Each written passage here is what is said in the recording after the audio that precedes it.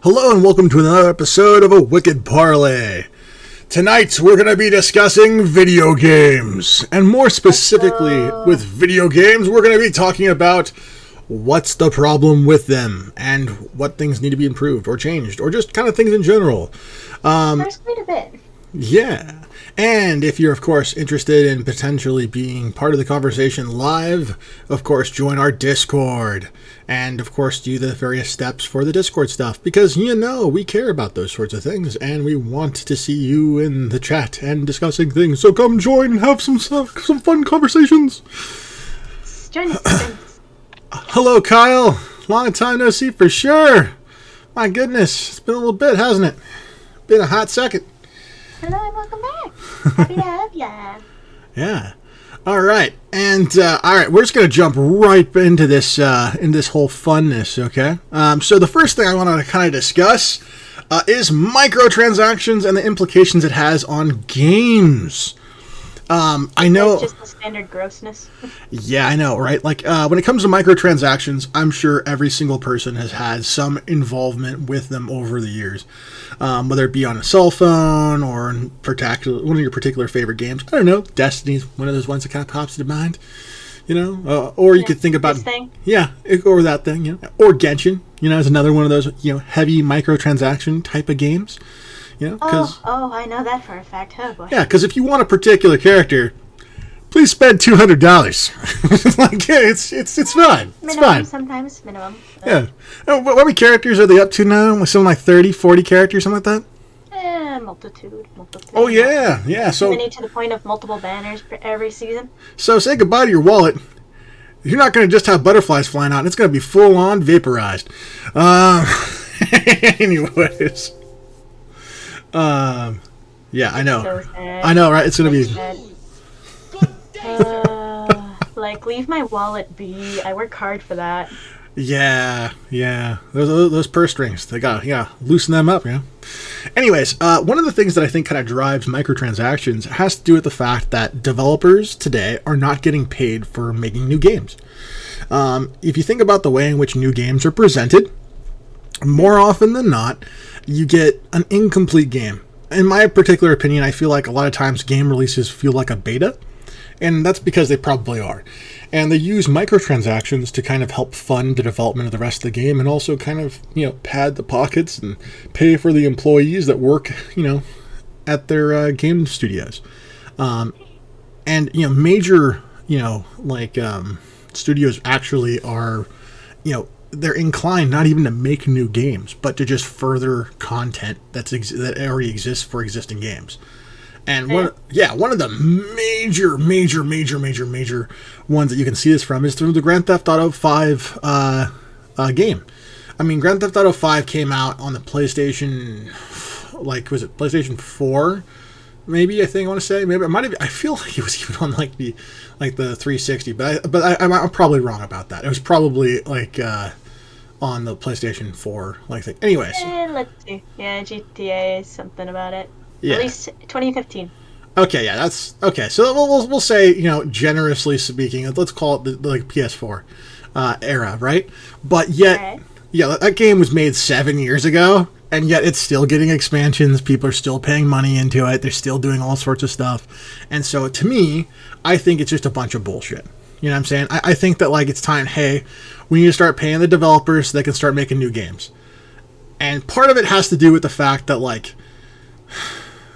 technically people are looking at this more business-like and more like an investment, like stocks and stuff like that when it comes to the development of games. And so making a new game, particularly a new AAA title game, can sometimes cost as much or even more than a blockbuster movie. And as such, you're gambling, hundreds of millions of dollars. And if the game bombs, then you lose all that money. And so it's very difficult to justify certain games anymore when people aren't willing to just really, buy them. All right, so I see Kyle's got two things on there. Let's go ahead and read each one. All right, so Kyle states that microtransactions should be limited to things where you could either pay for it through long hours or through money, but it shouldn't be just, if you want to go to level 2, pay $1. I agree with that to some extent, but I think that there are some games that I've seen that are kind of like that. An example of that is like there's a mobile game called Card Fight Vanguard Zero. And you can pay money for cards, or you can play, and as you play, you get the currency, and eventually you can basically unlock or craft any card you want. So really all it does is paying for stuff just kind of expedites you getting to certain things quicker. So that model exists, at least in that game, and what I can tell you is that yeah, it's not so great. Like sometimes, like it's good if you want to play something, but I think a lot of people will just spend the money on pay and basically get where the fuck they want, which kind of sucks ass. If you ask me. The game that I got reminded of was the old RuneScape game, which my friend still plays, because they have memberships which allow for extra features to be included for the game on top of the base game. But you have the option of either paying for it with real currency or with actual in-game currency, because technically it's like you're paying in-game currency for somebody who's already actually bought the thing IRL. Oh my god. So it's either you get the membership without having to pay IRL money, and they get a bunch of in-game money for whatever the heck they want. Yeah, that's kind of like the Grand Theft Auto 5 currency. You have to pay real money, and then you get I think it's like you pay like $100, you get like $1 million of in-game currency. Or something like that. It sounded ridiculous. I'm like, that sounds like some sort of scam, like no. Sounds like a really weird currency exchange. Yeah, I see that Kyle also had another one on there. Yes, they did. So they asked, why is it that movies can sell tickets for $20 and make a gross of $500 million, but video games charge $60 and make less than $10 million? Okay, there's a lot of reasons for that, but I think those numbers aren't right. Oh, yeah? Yeah, let's take Halo 3, for instance, right? For the Xbox 360. That game, in its first year, made $1 billion. All right. And it sold, I think, for like $60, I think it was. So, technically speaking, the sentiment, I think, is in the right place, but I think the value is highly variable depending on the game. And I think you could probably make the same exact opposite case for Cyberpunk. I think it was like one of those games, I think it was like it was over $300 million to develop the game. And I think that they only made around $50 or $60 million. And so, a bit of a mess. Yeah, it really was. People were literally it was one of the few games that Steam actually just full on refunded people when they wanted to return it because it was so bad. Yeah. When you get to that point, you start to go, oh shit, that there's a problem there. It was a No Man's Skies, all over again. Of which I hear No Man's Sky actually got a lot better recently in the last few years, so kudos to No Man's Skies, but still, it was it was a hot mess when I first played it. It was a hot mess. Wonderful. And what Kyle, the last comment, I don't get it though. And yes, that that was at my RuneScape comment. Oh, gotcha. Okay. All right, cool. All right, so by the way, if any of you guys want to hop on the Discord, man, feel free. We can go ahead and have this chat live. I'll let you know if I see somebody in there. Sure, yeah, no problem. Okay, all right, so, one of the main things I kind of want to discuss a little bit has to do with not just microtransactions, but what the real cost and some of the reasons behind microtransactions being popularized. So, obviously, the first one I've kind of already alluded to is the fact that microtransactions allow developers an extra source of revenue from the games they develop. And unlike the games they developed, they don't have to pay distribution fees for any sort of in-game currencies and extra stuff. It just goes directly to them, which honestly helps their bottom line. And some companies, I think, do a good job at trying to, help out their player base, and they make a profit, but they're not taking advantage of people. And then I think there are some people, some games, most recent Halo game, Halo Infinite, definitely 100% is taking advantage of the player base. And they killed the game, and now they're going after the Master Chief collection. It's bad. It's so bad right now. It's so bad. This is one of the major issues, and we're going to get back to this kind of point, but I kind of want to say a couple things about this, and we'll circle back to it later in the episode.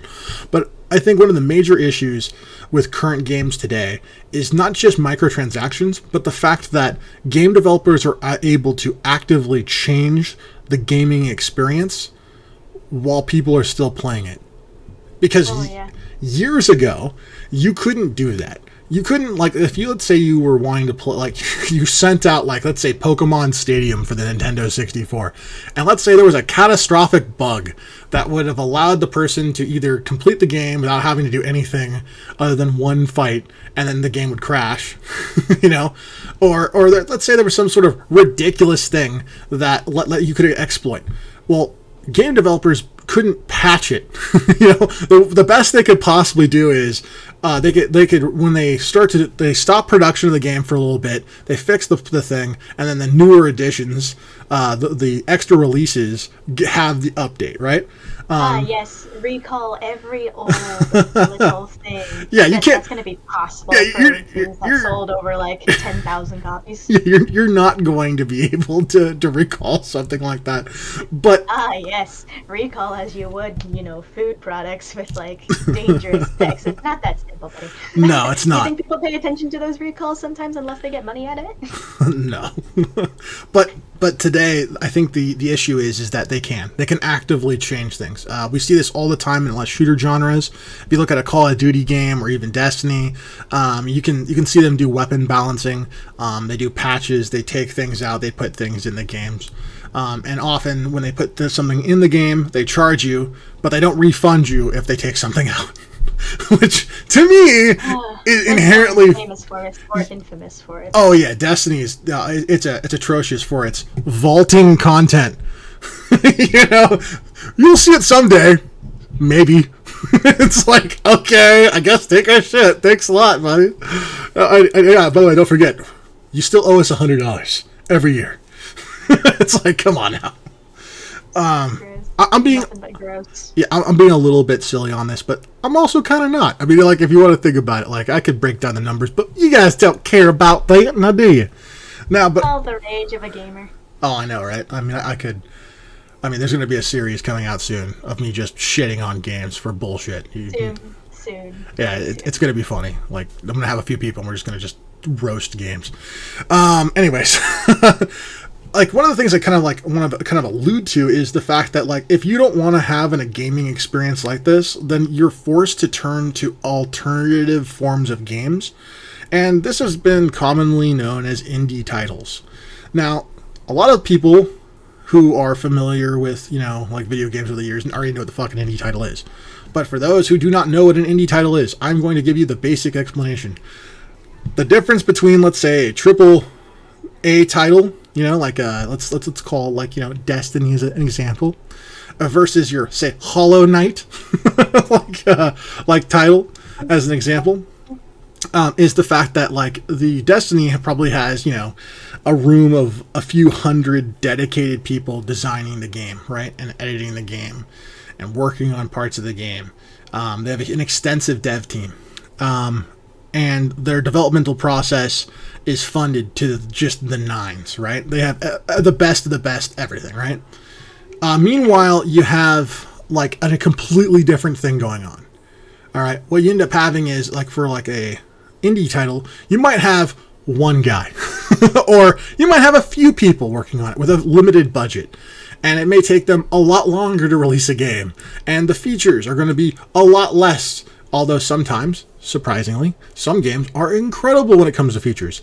One of the most, I would say, celebrated examples of this is Minecraft, who had, if I remember correctly, it was one guy, right, who ended up designing the original form of Minecraft.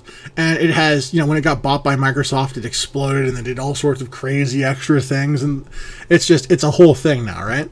So many updates. But non-stop updates. Look at them pandas. The pandas. But this is an example of, imagine if that person who was behind this particular game was given access at the beginning to a whole bunch of money. Do you think he would have created Minecraft? I don't think so. I think he would have made something different. And I'm not so sure that it would have been for the better. But there's no way to know. But what I would say is this. By being able to have a variation of games, you add a creative element that otherwise wouldn't be there. I think one of the biggest issues has to do with the way we've decided to monetize games. And if we changed up the way in which games were monetized, I think we would have the opportunity for a lot more classic games being made, rather than, oh, that game came out and that was kind of cool, and then a couple months later you kind of completely forget about it. Because that's what I feel like modern games are today. So what would you be suggesting then? I don't know if I would be suggesting something. I don't think I know enough about the financial side of this necessarily to definitively go, this is the way to go. I just think that, I think microtransactions, love it or hate it, are here to stay, right? And so I guess when it comes to microtransactions, all I would say is that I would hope that if you're going to continue to be part of the gaming, ecosystem, as it were, that at least you get your quality out of it. You get your buck. If you pay X number of dollars, you should always, forever, for the life of the game, have access to that content. I think you should be able to enjoy it, and I think that it should be representative of what you get. If it costs $100, you better get 100 gaming hours out of it. You know what I mean? That's my viewpoint on it, right? So if you're the microtransactions need to equate to exactly what you get out of it. And if you want to charge, I'm gonna say this again, fucking Halo Infinite is terrible. If you want to change, I was going to say one thing about this, because I just got to get off my skin, otherwise it's going to drive me crazy, and I apologize for this ride, but you guys got to go on this, okay? If you want to change your armor to pink, you have to pay $5. Why? Because it's pink. I know. Make it Hello Kitty. Play any other Halo game, and you have at least, I wouldn't say an unlimited color palette, right? It was really conservative. It had, I don't know, somewhere between 6 and 24 colors, right? But at the same time, it's a huge, to me, it's a huge difference to go from, okay, you have these limited color options to, if you want to have these limited color options, for each color option you want, it's $5. It's what the fuck? It's bullshit. Also, Kyle, if you have any questions about microtransactions, feel free to ask them. I'll try and do my best to answer them. I don't have 100% stuff, but at the same time, I have some knowledge of them. Okay. He has a question. Cool. Let's see it. Yeah. All right, Kyle. Kyle asks, what is your opinion on the subscription model? Pay X amount of dollars and get unlimited stuff for, I guess, a set amount of time, or is it a limited time? No, that's the same thing. I guess it depends. It depends on the subscription model, probably, right? Depending on how it would work, right? I think the subscription models are okay if they're made okay. Let's give an example. If you get a game, right, and it's for free, right? You didn't have to pay any money to access the base content, okay? But there's a subscription service that lets you access basically the other 50% of the game, and they told you up front this is what it is, then I think you as a consumer are actively aware of what it is, and you can you're free to choose, and you can make an informed decision based upon playing the game for a while to see if it's actually worthwhile to you. Think of it like a battle pass in Genshin Impact. I was thinking again with the old RuneScape thing, because they tell you what you get, Yeah, I mean that's also that works as well, and I think that it depends on how much it is. Now, to me personally, if it's a monthly subscription, then I think any amount above $8 is too much. If you're paying more than $8 for a monthly subscription, then you better be logging in, some serious hours into the fucking game, you know what I'm saying? You better be streaming that game. I wouldn't go that far, but I would say, it has to be justifiable, because, to me, if at the end of a year, you've paid more money into it than the game would have been if it was $60, and you're continuing to play past it, then they've got you. It's like a World of Warcraft kind of scenario at that point, right? Oh, gosh. Yeah, and I am not a fan of that particular format. In Sims 3, your example about having to pay for certain things, in there, to be honest, I'm not that well versed with Sims to know how much it is, but I think that the ultimate line on that would probably be something to the effect of, how much value did it actually add to your experience? I think that's where it kind of justifies, because like, there's some people who like cosmetics, and having a cosmetic option is kind of important. But if if it extends to actual full-on gameplay, that's another area where I also I have huge problems with it. From what I remember of Sims, they typically have expansion packs which either add new items or new jobs and new occupations and like new roles entirely. Yeah, I'm familiar with that a little bit. Yeah. And for the most part, they're either like anywhere between, I think, a third to as expensive as the base game. And yeah. They always come up with like 4 or 5 of them. Oh, man. Like Sims 4 was ridiculous. I bet. I mean, like, let me say one thing. Like, have you ever had like that experience where you open up like a new game, or you download a new game and you sit down and you play it, and you're like, wow, this is a really good game, I really like it. And then after like 3 days of playing the game, you go, I feel like I've kind of played all there was to playing this game, and you get this like feeling in the back of your head of, is this a beta? Like, is this like a is this a complete game? Like, is everything here? And like, to me, like, I feel like that's where all modern games kind of land. You mean the game currently on screen right now? That is an excellent example of we're only going to give you, like, when I first started playing the game had been out for practically a year, and like a half at that point, I think, or something. I don't know, something like that, right? It had been out for a decent chunk of time. Enough time for like characters to have completely been re-rolled and shit like that. Like, I mean, like, it was a while, and for people to completely reach the max rank and just wait for the next update. Yeah, and so like, to me, like, this is incomplete as all hell. But like, what I'm more referring to is the fact that, like, let's say like you look at like any game, you can pick any game you want. Like, let's take a look at like Super Mario Kart. For the Super Mario Kart is 8 Deluxe for the Nintendo Switch. I mean, obviously it's a remake from the complete full DLC'd version of the Wii U property. Okay, but the thing about this particular thing is that they now have a pass of sorts that allows you to add additional maps. Now, when I played the very first version of this game on the Wii U, I enjoyed it. I thought it was good. Mm-hmm. But I also can look at it and compare my experience with that to the one that's available at the end of my experience on the Wii U and the one that's offered on the Switch. And I can honestly tell you that my experience on the Wii U, it felt like a beta. Like, it was like I was like in a long beta test that I paid money for. It wasn't like a super, like, fleshed out game like the one that's offered on the Switch or at the very end of the Wii U life cycle. And so, like games like this, you could say the same thing about Destiny. You could say the same thing about Genshin. You could say the same thing about virtually every game I see that's considered like a modern title today. They always want to add DLCs. There's all sorts of these extra expansions, and it's just problematic, just in general, right? And so, like, to me, I miss the days of being able to go into the game store or go to wherever I was going to get my game and have the complete game on purchase. Not, oh, hey, we're going to go ahead and you're going to, wait 6 months and you'll get the next expansion, like Final Fantasy, like the remake of Final Fantasy 7. Final Fantasy 7, you don't get it all at once. Oh, no. You get it in pieces.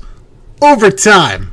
And did you spend money on that game? Well, we're gonna laugh at you now, because now we offer it for free for a couple of months on the PlayStation Store. It's like, come on, guy.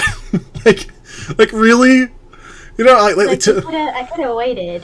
Yeah, and they changed a bunch of things about the game too. But like the point I'm trying to make when it comes to this, right, is that when you go to buy a game, gone are the days where you buy a game that's complete. Now you get to play the game in its beta version, then its 1.0 version, then 1.5, and then 2.0, and so on and so on and so on, until you go, well, fuck it, I'm done with this game. 2.8 currently on one particular game. Yeah.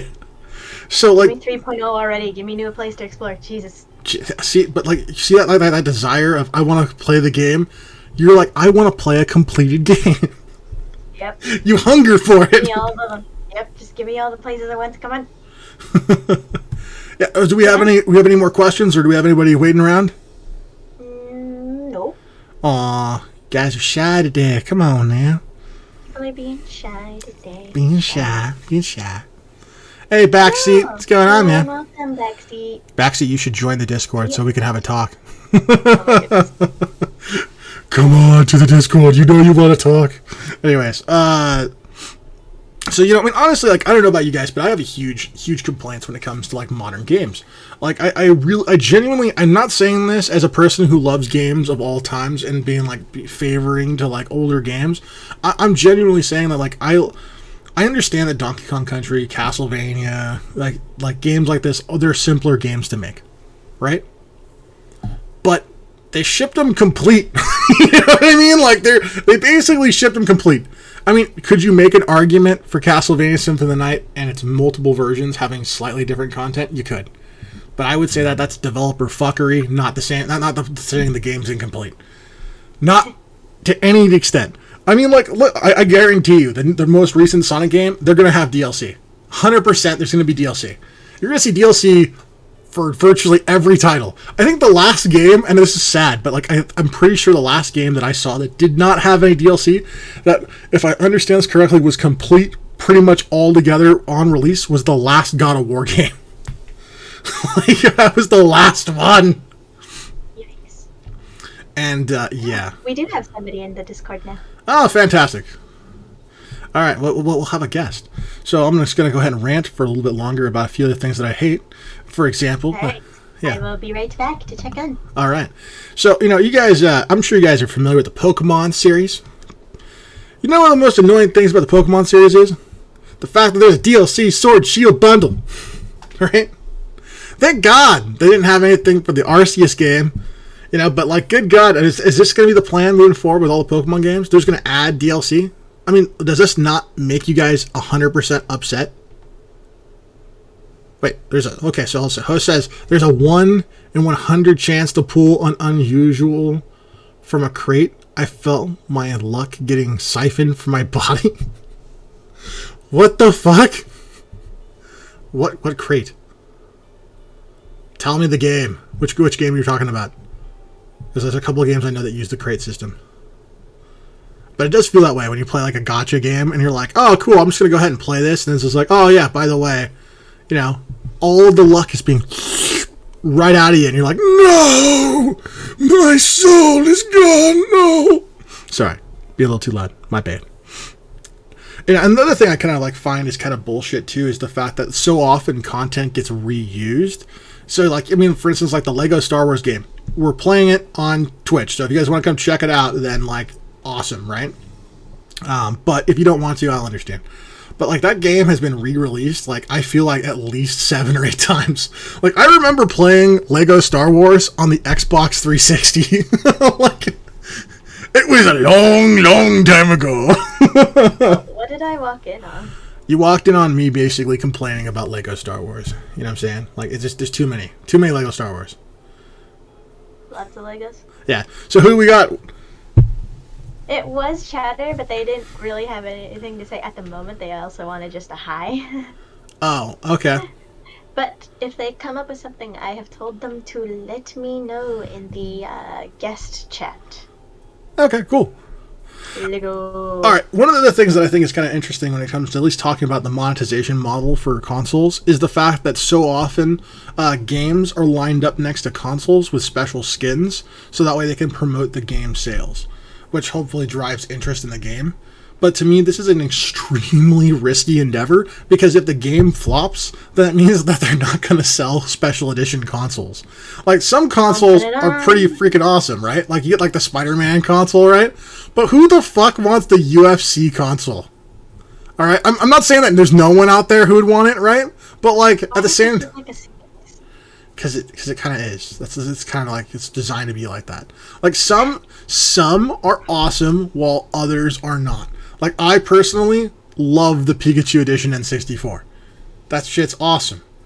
But, I say this in a big way, if you got the Cyberpunk Xbox, you kind of like going, maybe I made a bad choice. I don't know. Maybe I made a bad choice.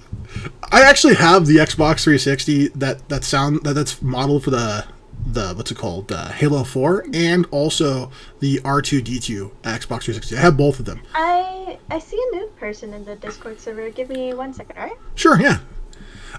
And I was going to say. Mind. Okay. Never mind. Just when I saw them, they left. Oh, that's unfortunate. And so, like, one of the things that I kind of like about the R2D2 one is the fact that it makes special edition sounds. I would love them to start doing that kind of shit again.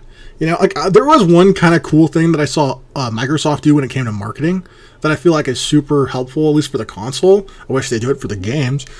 But they made a mini fridge that looks just like the Xbox One X. Or, like, so it looks just like a little block, right? And you open it up and it's like a whole, like, cooler inside. So you can kind of have, like, your Xbox edition, like, cooling your drinks at the same time you're gaming, right? I don't know. I thought it was kind of cool. But, like, some of this stuff is just kind of like... Sounds like trouble. It is. But, like, the Battlefield one, for instance, what makes that special? Other than the box. What about that is... that signifies it's Battlefield? I don't like it. Yeah, it's stupid. I think that it's stupid. I have a Destiny edition PlayStation 4, right?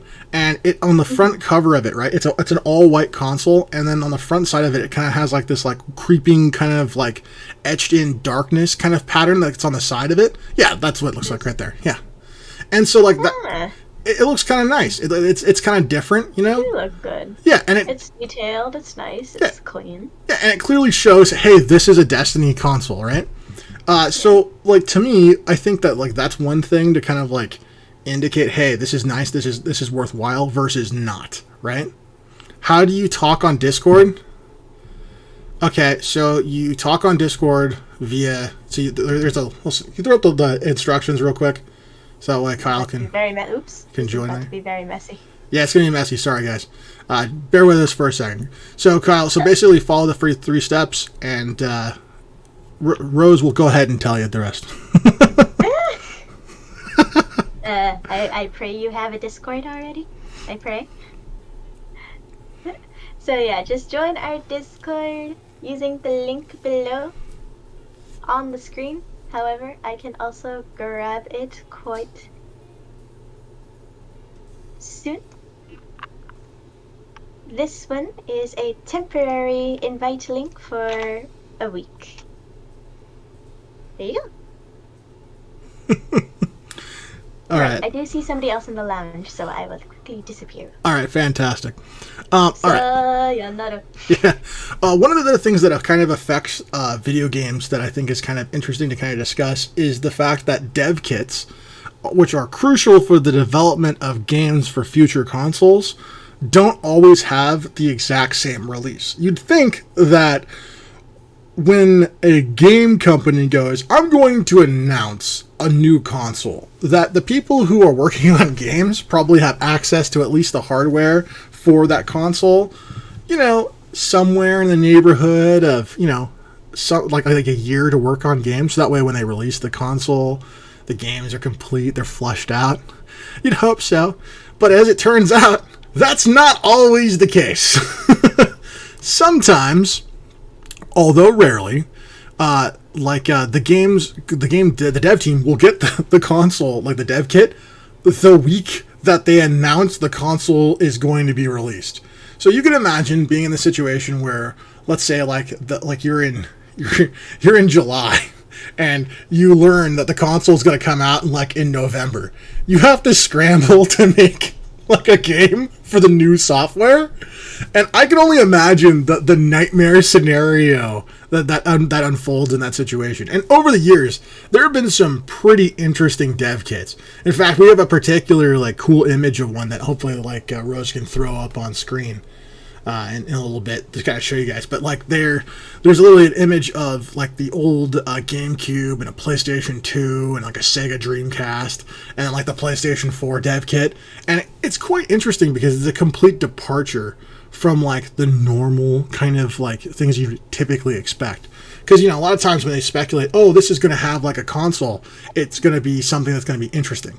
But yet, no, it's not always. Like, and I remember seeing like on certain game formers, like in like other magazines that talked about games, like consoles being developed in such a way that they're like, this is what it's going to look like, and then it doesn't look like it at all. But it comes out later on that the image that they had was like the dev kit, not the actual full-on console. And like that's one of the things that I think is kind of interesting. Like this one right here is the PlayStation 5, and you're like, wow, that looks like an interesting thing. Now the controller, now that's a PlayStation 5 controller. So it clearly showcases that the controller was created before the console, right? But like, good God, look how big and bulky that fucking thing is. It's like, we have 2 people in the lounge, although one of them can only join for a minute, and the other one is originally thinking it's just going to be a pull-in party. Like, we pull them in and we just have a convo. Okay, all right, let's go ahead and bring in the one that's only got a minute then. Okay. And the other one will join after that. Yeah, so they're gonna get pulled in. Oh boy. Let me give them a warning so they're not in the middle of something first. Okay. All right. Because I've pulled people in the middle of a conversation before. Oh, that's funny. Okay. Yo. Hello. Howdy. Hi. Welcome to the show. Kyle. It's Kyle. Kyle. Yeah, Kyle. What's up, Kyle? I know, long-time listener, first-time caller. Oh my God, first-time caller. Hey, come on, man. What question or comment do you got for us? Yeah, so just from coming from someone who plays like an unhealthy and ungodly amount of video, I wanted to call in. You're not the only one. Yeah, you're not the only one, but fair enough. So on the topic specifically of microtransactions, I remember there's another YouTube channel called Extra Credits, and they talk about that, and I just think that I don't really understand why they have to have microtransactions instead of releasing either DLCs or new content or something like that. And then going back to the subscription model, I was thinking about World of Warcraft, how they just have a regular subscription that you can play in. Well, I think the subscription does depend upon a few other things. There's a few more extras involved in that than just that, though, if I remember correctly. Because like there's different World of Warcraft games that you can technically play on. Like there's like a Legacy, for instance. It's a separate thing. Yeah. But yeah, I can kind of answer part of it. So like I researched microtransactions a while ago, and I researched a lot of stuff recently about that. And what it seems like is that the current model is based off of a couple different systems that are kind of been sort of like a fixture of people who are investors. So the idea primarily is that either a major company, like let's say like Microsoft or like Nintendo or somebody, right? They more or less buy the services of a development team for a specific game. You could think of like 343 working on Halo exclusively, or you can think of like Bethesda's purchase for Microsoft. You know how they acquired that, and now basically Bethesda games will only be featured on Microsoft content. For the most part, unless there's some pseudo gray area there, so that's not 100%, but you get the gist. But other devs are completely just like, they're like, you can think of them like a private contractor, right? And so they have to get investors to invest into their particular game, right? And then the investment they have to actually be able to pay back their investors and also have profit margins. And because a lot of games still follow the whole, you make the game, right? And they make next to nothing on it, right? The distribution and like the, all of like the commercials and TV time and ads you see on YouTube or wherever, right? All of those things soak up all of the money that's brought in from the initial game sales, because they actually make the game and print the game onto the discs themselves. It doesn't cost very much. You'd be surprised at how little a disc actually costs. It's around like $1 like for the disc, and like the packaging is probably another $1 or so.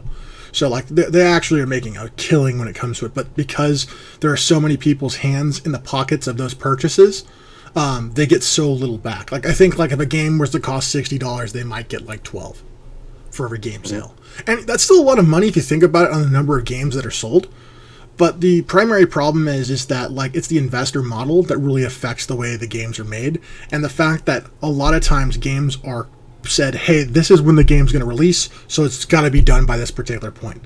So they have all these hard deadlines, and typically, like with a hard deadline, you're going to force all your workers to work extra hours, which also takes money away from the company because they got to pay their workers. And so you get into a situation where either you have underpaid workers or you have elaborate staffs. And with the elaborate staff comes with elaborate prices. And so at the end of the day, the production for the game doesn't usually pay for the people who work on the game. And so they have to use extra revenue to be able to pay for the people and to further develop future projects. Also, by having investors, they increase the likelihood that they'll get more projects. But if a game dies, then investors won't want to invest with that company. And so it can kind of be like this like seesaw of action that basically works against the player base in favor of profits. At least that's yeah, it does suck, and at least that's what's come up so far from what I've read and I've looked into. So I mean, it's a really complex issue, but I think the bottom line is that the game developers aren't getting enough money to be able to produce games this way they used to. Bigger studios. Especially when it comes to AAA titles, there's so much that goes into them now.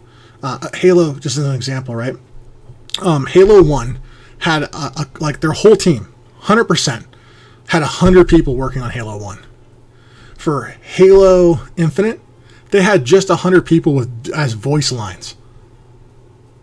Mm-hmm. Like their studio, the number of people that were working on the project was like in the thousands. And like if you look at the quality of the game, right? It's not that much different when it comes to quality. In fact, you could argue there's less there. It just looks prettier. Yeah. So I wonder if there are because there are different types of models like that for raising funds. For example, like crowdsourcing or using a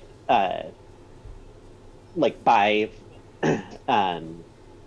People could buy the alpha, and then that goes to support the game. And then when the actual game comes out, then they basically get it for either a discount rate or for free. Mm-hmm. What are some ways that you prefer for funding games? I think it depends on the project. I think that crowdsourcing works incredibly good for indie games. The creator behind Mega Man really wanted to make another game, but Capcom absolutely refused to allow them to make another game. And so he made Mighty Number 9. It was one of those things where people, I think there was it was like a GoFundMe thing, and it was like, this is how much it's going to take to make the game. If I get the money, then I'm going to do it. And they got the money in I think it was like a week. It was like super fast. And it turned out fantastic. It's a great game. But it just kind of goes to show that if you want a really good game, all the developers who are capable of producing are forced to produce lackluster product or aren't able to produce the product they want because of the ways in which monetization happens. I think another example is Bloodstained, Ritual of the Night. The guy who created Castlevania Symphony of the Night also did something very similar. And that's why Bloodstained basically is exactly like the Castlevania franchise. They wouldn't let him make a side scroller. They wanted to make it. They wanted it to be a 3D experience, and he was saying that that's not what he wanted to make. That he didn't feel like that was the good way to present the game. Mm-hmm. So, I mean, I definitely think that model can kind of work. I think that my opinion of any subscription model, any monetization model, period, right? Is I think they all can work under the right circumstances. I wouldn't want to say, hey, I don't want this at all, because I think that cutting off options is really a bad thing.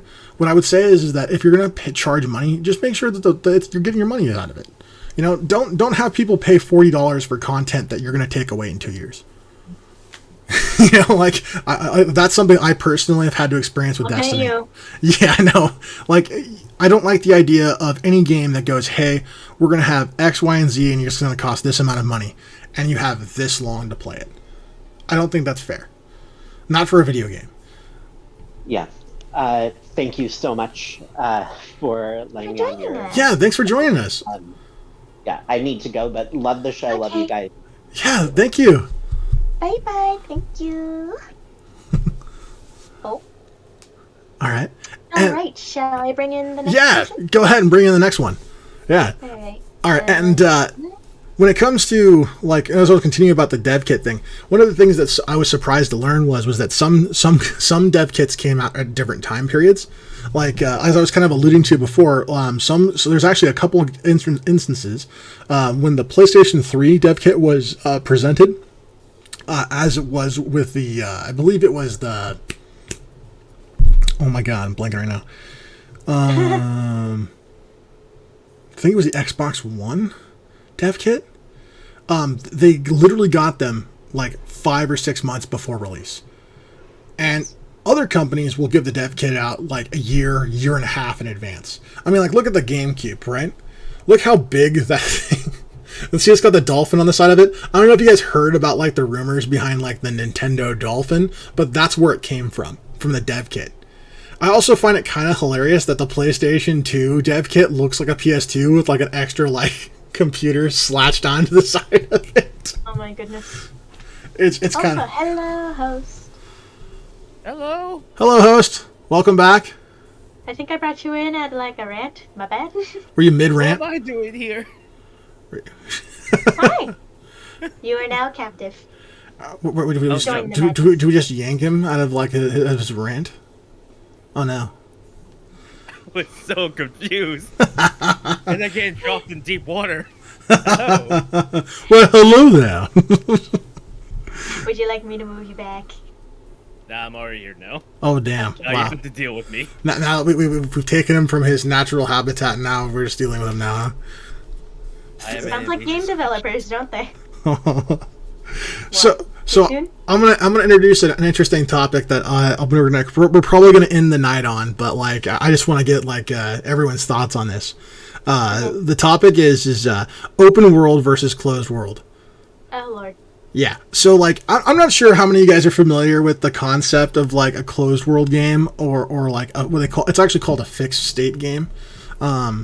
But a lot of people will call like certain things like you're reading it like a chapters in a book, or compared to like the free flowing I can do anything open world kind of idea. And a great example of this from the past would have been like the Zelda games, the Ocarina of Time. Another open world game is pretty popular is like the Grand Theft Auto franchise. Like it's pretty open world. But then there's some games that come out that are like they're open world, but like it's like what the fuck. One of the examples that I recently came across was apparently one of the new Sonic games. There's 2 new Sonic games that are basically I think by now they're out. But when we're researching it, they weren't out yet. One of them's open world. A Sonic the Hedgehog game is open world. How do you guys feel about that?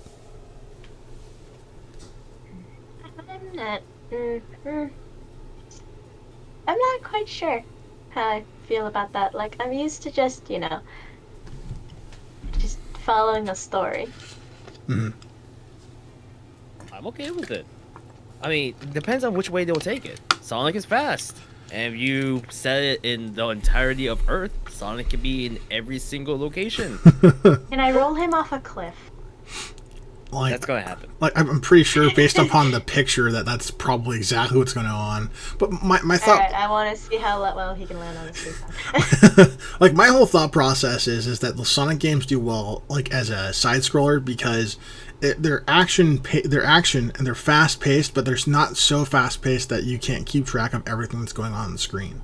But with an open world environment, you're only going to be able to, your field of view is going to be focused onto a specific section, probably roughly pretty close to where your character is at in the level. And so there's going to be all this shit going on that you could see, but because, you're playing the game, you might hyper focus on just that and miss a whole bunch of things. And to me, I could just see myself like if we're editing footage, right, and like we're going through the thing, and we're gonna clip here, right, and I go and we see a clip, and I'm like, I missed this entire thing. I look like a fucking idiot. And meanwhile, when I'm playing it, I'm like, nah, I'm fine. This is totally good. It's like, I don't know.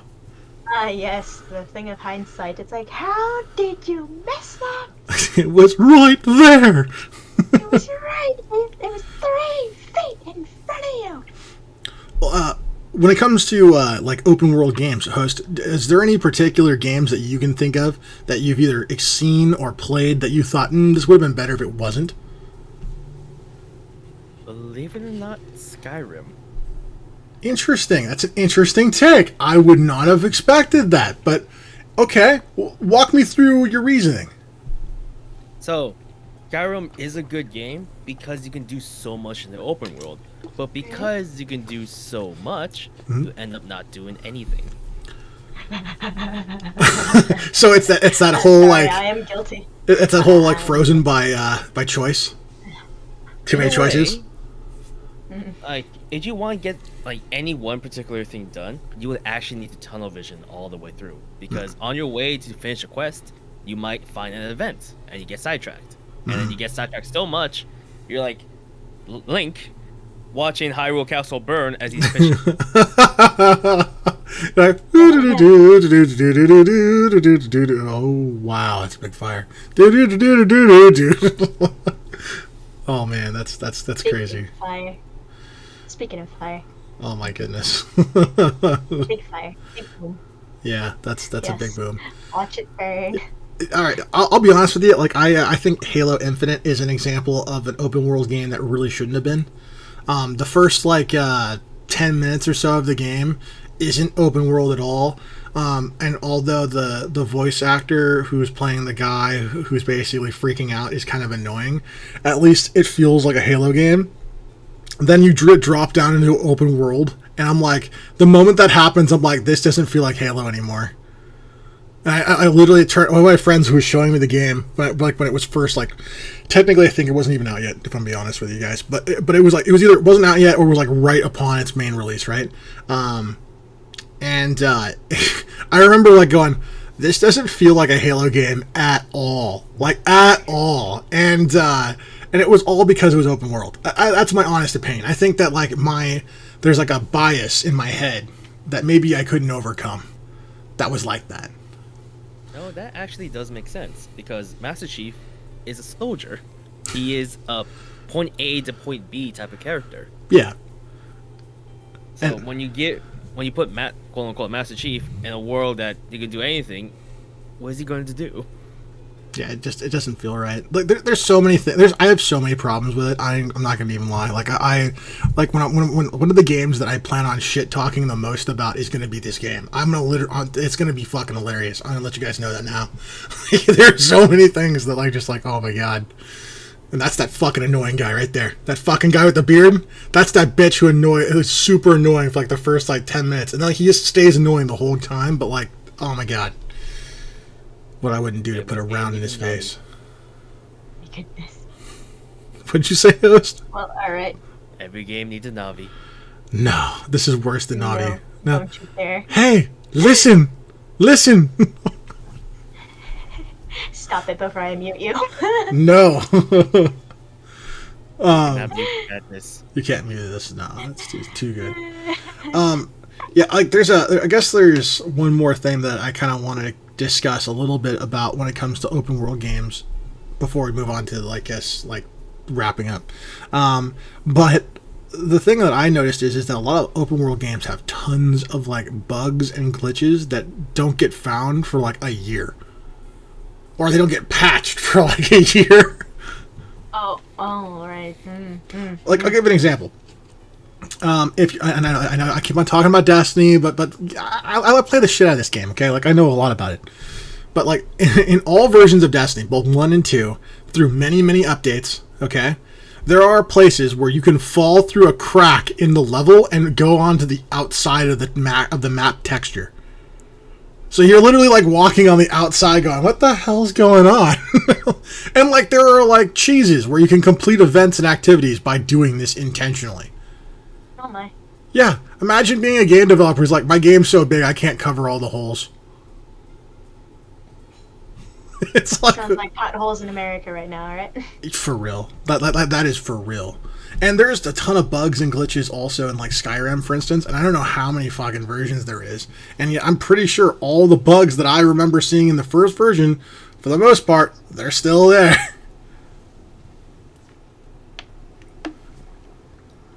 Like the troll just coming out of the sky and just crushing you out of nowhere. You ever experienced that before, host? No. So like if you go up the side, so like you know like when you Greg. like you know when you're forced like in the beginning of the game, right? You come out of that like little like cave thing, right? It's before the it's right. I think it's right after the dragon attack, right? It's like right after all that bullshit, right? You get like you're in a cave and you have to like basically run past a bear. Or I guess you could kill a bear, technically speaking, right? But you run out of this fucking cave, okay? If you turn right around the mountainside and you keep on going, you have like a 50-50 chance of just like being crushed out of nowhere by a big ass troll landing from the sky onto you. That has never happened to me. Like there are so many, it's terrible. Or another one is like your wife can die but then be resurrected again like the next day. It is a feature. Oh god. Like there are so many just terrible things. Like there's one of those times where I think there was like a mammoth like so it was like there's a mammoth and like there's like the fucking ogres, right? And like if you engage certain ogres that are right next to mammoths, they'll hammer the mammoth into the sky like a catapult. Like some things can be just super buggy, and like yeah, you just show that picture of the horse. That one's fucking famous. You shadow me or baby. Oh god, asses up anybody? Like Jesus Christ. But yeah, like yes, that is natural climbing. yeah, it's totally natural. It's not all vertical in any way. That's horizontal, No, depending on perspective. This is fine. This is fine.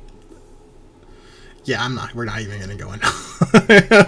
I'll just put it this way: like, there's a lot of bugs in open world games. I think that like that's one of the biggest problems I have with things, and that's the reason why I don't like the trend. Like we've seen this trend where people are gravitating towards when they develop a game, it's open world, and they were like, yeah, congratulations, it's another open world game. To me, I feel like all the open world games, they kind of like at some point they kind of feel the same. Yeah. And I feel like games aren't like original anymore. They're just like copying what was successful, and they're not trying to be innovative or different in any real way. Oh, Skyrim's a good open world because the world lives even though you're not in it. Like the time passes. Yeah, that's true. Like, But if it was a resource grab, like point A, point B, grab resources along the side, pretty visuals, that's not good. Well, I would say this. Skyrim, there are problems with Skyrim still, though. I think the biggest problem is the fact that Skyrim is, like, super old.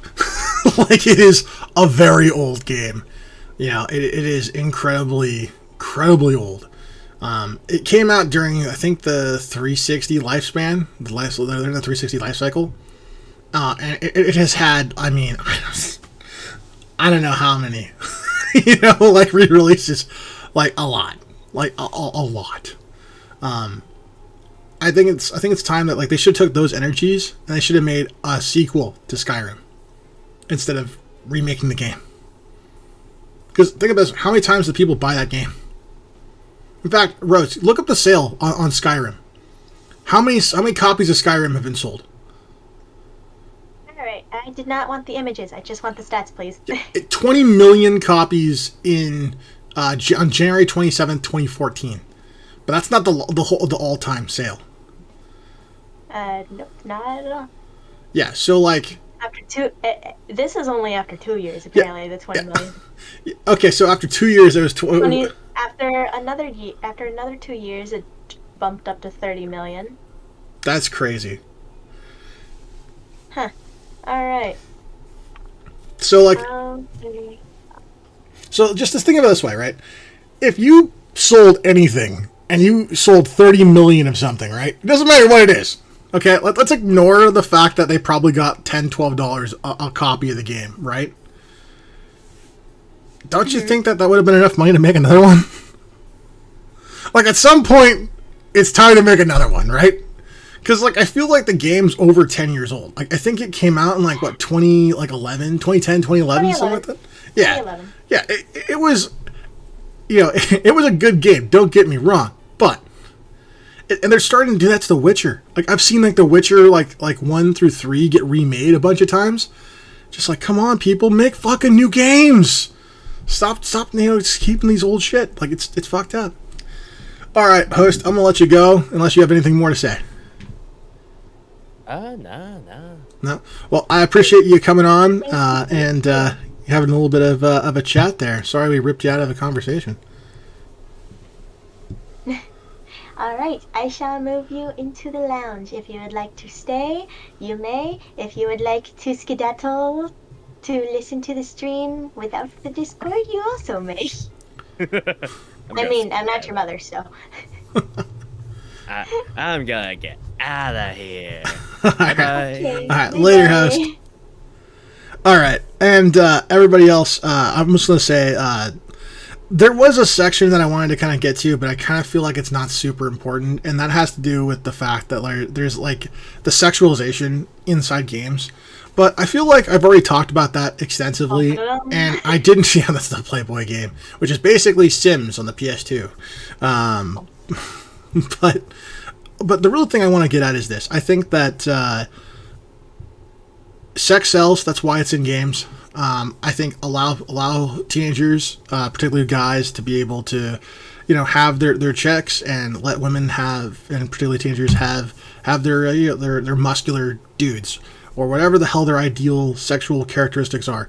Let people have fantasies, because if you don't, then these people may act aggressively and act out in different ways that are unexpected, rather than being able to enjoy an image and whatever, right? So I'd say, like, don't let these gender stereotypes dictate creativity. Let people be creative. Let people explore who they are. And that's all I'm going to say about gender stereotypes and things like that, and over sexualization in video games, because really anything else is been said already. Well, I appreciate everyone who's watched. Thank you for sticking in for a little bit longer of an episode than normal. I want to thank you once again. If you haven't subscribed, please do. If you would be so kind to hit the bell button and the like, I would really appreciate it. It does help us in the algorithm as well as other things. And I know you've heard this a million times before, and so you probably are clicking out at this point. But if you haven't, just know that I want you to have a fantastic rest of your night and day, wherever you are, you beautiful people, and have a great night. We'll see you in the next one. Goodbye, everybody.